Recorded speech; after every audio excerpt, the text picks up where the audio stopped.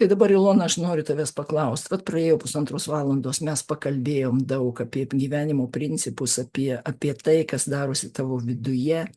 Kaip dabar tu jautiesi ir ką tu jauti savo viduje dabar? Ką tau davė šita konsultacija? Aš supratau, kad tikrai nieko nedariau su savim daug metų ir visada galvodavau, kad čia kažkaip tai savaime visą tai praeis. Bet dabar supratau, kad tikrai labai daug manyje susidarė tų įtampų ir tos įtampos perėjo į tikrai tos panikos priepuolius ir supratau, kad dabar tikrai turiu iš esmės keisti savo gyvenimą. Atėjo toks labai aiškus suvokimas,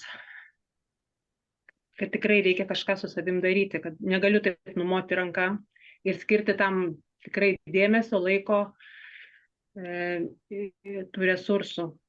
Ir nuoširdumą. Nuoširdumą. Tam naujam gyvenimui. Nes jeigu nieko nedarysiu, tai viskas suprantu, kad važiuos tik tai žemyn. Tai šitą konsultaciją atvėrė tau ryžtą, turbūt, ar ne? Kaip toliau keliauti. Ir ką tu manai, koks sekantis bus žingsnis, kada mes uždarysim šitą transliaciją, koks sekantis žingsnis bus tavo toliau, ką tu numatei daryti toliau? Dabar pirmiausia, paimsiu turbūt knygą į rankas, pradėsiu skaityti, kurią turėjau daug metų ir neskaičiau. Ir tiesiog žiūrėsiu, atsiliepimus skaitysiu, domėsiuos. Gerai, ačiū tau labai. Tai ką tu pasakytum tiem žmonėms, kurie iki šiol dar sėdi savo skausme ir nežino, ką daryti? Kokį žingsnį pirmą tu jiems patartum žengti iš savo patirties dabar? Tai patarčiau nedasilaukti kitokio, kiek aš dasilaukiau.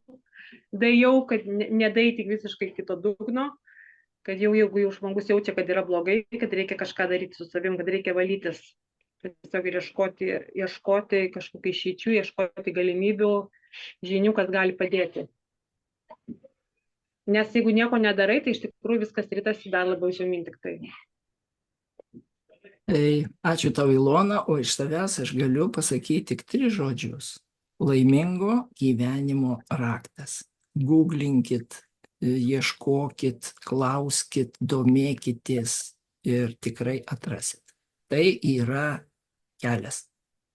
Tai žengsit tuo keliu ar ne, kiekvienas sprendžiat jūs. Tai dėkoju tau, Ilona, dėkoju visiems ir iki. Iki.